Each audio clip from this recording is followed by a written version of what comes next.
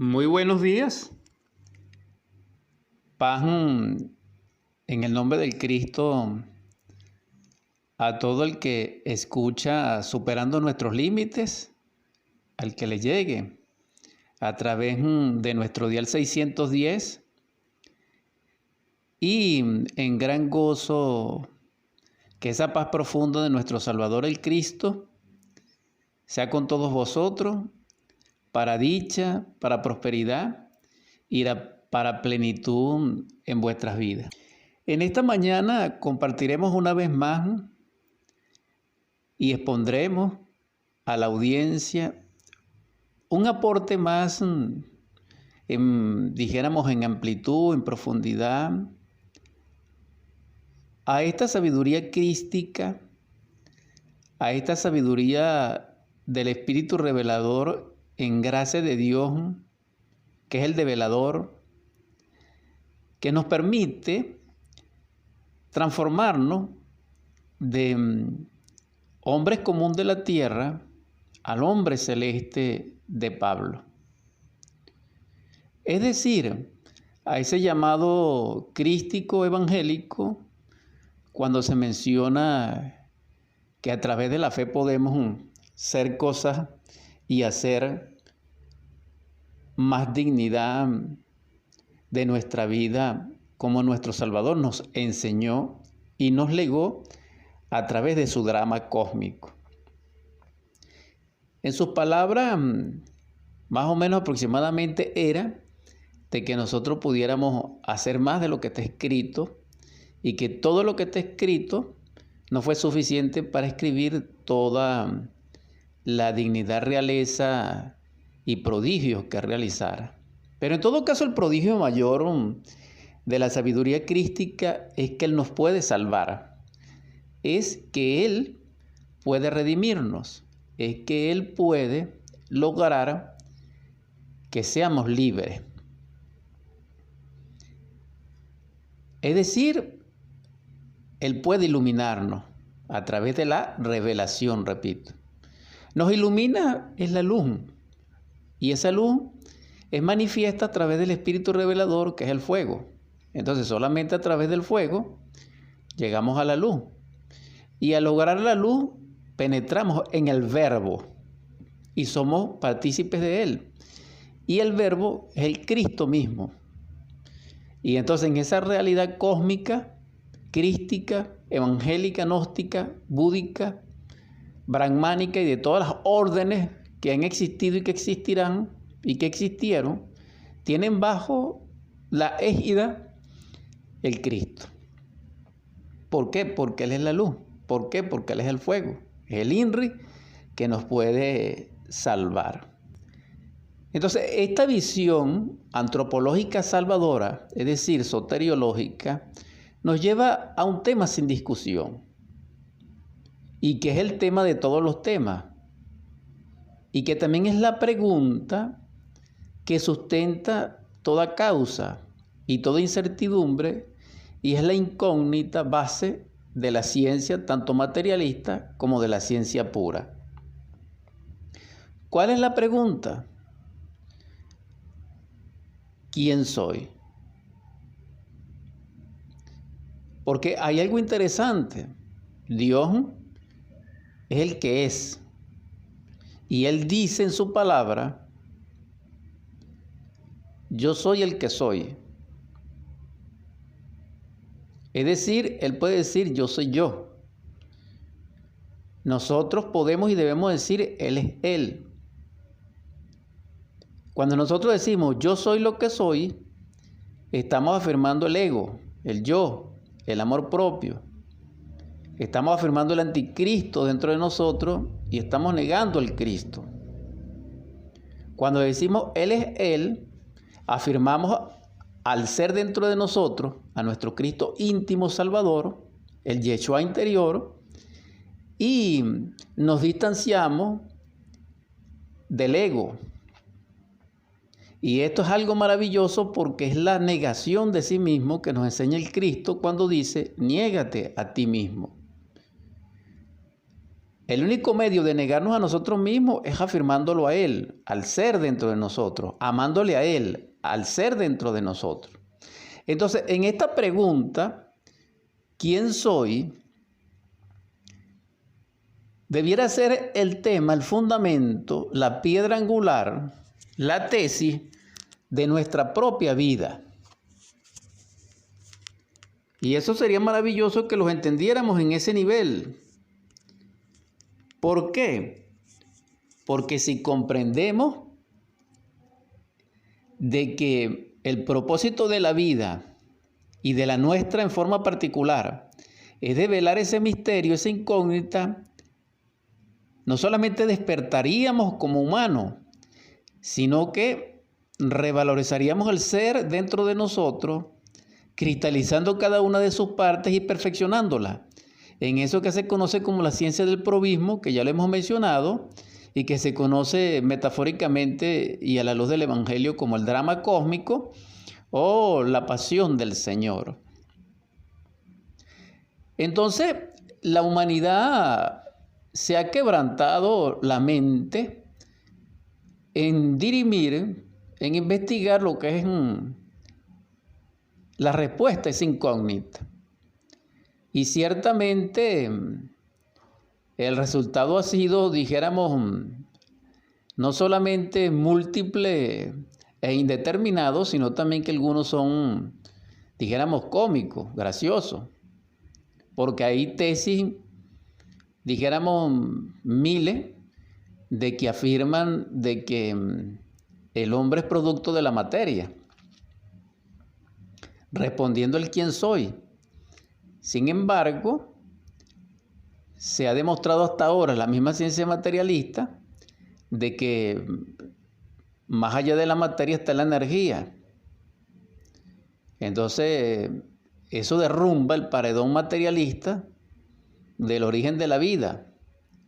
Porque si la materia existe por la energía, y eso está claro y es indiscutible y es exacto, porque ahí hay una coincidencia entre la ciencia pura y la ciencia materialista, pero la ciencia pura profundiza la realidad, inteligencia o principio cognitivo de la energía, porque la energía tiene que dimanar o ser irradiada por una matriz generadora, porque de la nada sale.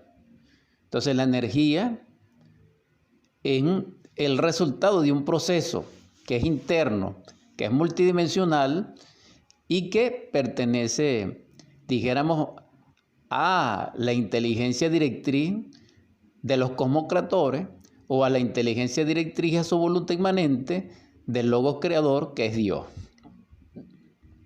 Entonces aquí encontramos que el paredón del materialismo se derrumba, porque la energía hace que se derrumbe. Entonces, al hablar de energía, estamos hablando en ciencia pura de los hidrógenos. Este tema de los hidrógenos es extraordinario, pero es profundo. Y el propósito es solamente mencionarlo, porque ellos no solamente nos dieron la vida, sino a través del verbo, sino que también nos nutren. Y al nutrirnos, también mucho más allá de ello, nos producen frutos dentro de nosotros. Entonces, ¿qué es el alma? El fruto de la transmutación de los hidrógenos. ¿Qué es el espíritu? El fruto de la transmutación de los hidrógenos del alma. Es decir, el alma es el fruto de la transmutación de los hidrógenos del cuerpo. El cuerpo es el producto de la transmutación de los hidrógenos de la esencia que a través de la jerarquía se encuentra encarnada en un vehículo físico químico, dijéramos multidimensional humano, para que cristalice el alma. Entonces ese sería el propósito. Es decir, el propósito es que la esencia que se encuentra encarnada en un cuerpo físico, dijéramos, o como lo conoce la mayoría de las personas, pero inexactamente, que el espíritu de vida que le da vida a la persona, el propósito es que ella descubra quién es. Es decir, la vida de cada quien consiste en que descubra y se haga consciente de sí mismo. Pero al hacerse consciente de sí mismo, estamos hablando que este sí mismo al principio no era el ego, porque al principio éramos inocentes. Y la esencia inocente no es el ego, ni el ego es la conciencia dormida, no. Es decir, quien profese o exprese, así estudia la gnosis, así sea gnóstico, de que el ego es la conciencia dormida, está equivocado en su planteamiento. Es un error, muy dijéramos refinado, muy sutil, pero lo es. Ahora bien, esto nos lleva a nosotros también al ser y al no ser, porque la liberación en sí, la iluminación crística comienza con la inquietud de quién soy. Quien no se ha plantado todavía esa inquietud y quien no se la ha planteado mucho más profundamente como propósito de su vida, fracasa como humano porque no logra ser humano. Es decir, pierde la posibilidad de humanizarse. Porque cuando alguien se concentra en saber quién es, comienza a desarrollarse en él las facultades cognitivas del autoconocimiento o de la autocognición.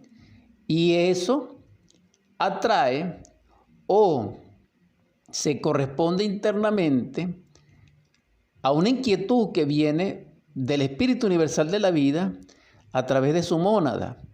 Y que esta mónada de Leibniz, dijéramos, o este espíritu universal de vida, o este espíritu primario, a través del alma expresa esa inquietud, llega a nuestros centros sensitivos, psíquicos y psicológicos y nos impulsan a desarrollar y dar respuesta a esa pregunta, a esa incógnita de quién soy. Entonces allí comienza en sí el proceso del autoconocimiento y del autodescubrimiento y de la autorización íntima del ser. Es decir, que la libertad y la liberación tienen como principio resolver quién soy yo. Entonces, aquellos que ignoran la psicología crística no pueden lograr entonces la autorización íntima del ser porque no pueden responder quién soy yo. Porque quien responde quién soy yo puede responder quién es mi semejante, quién es Dios, quién es la naturaleza y quién es el universo. ¿Por qué? Porque hay un precedente al respecto escrito en el frontispicio del templo de Delfos, donde dice: Homo, nocete ipsum, es decir, hombre, conócete a ti mismo. Y decía, o según la traducción, dice y la leyenda, y conocerás al universo y a los dioses.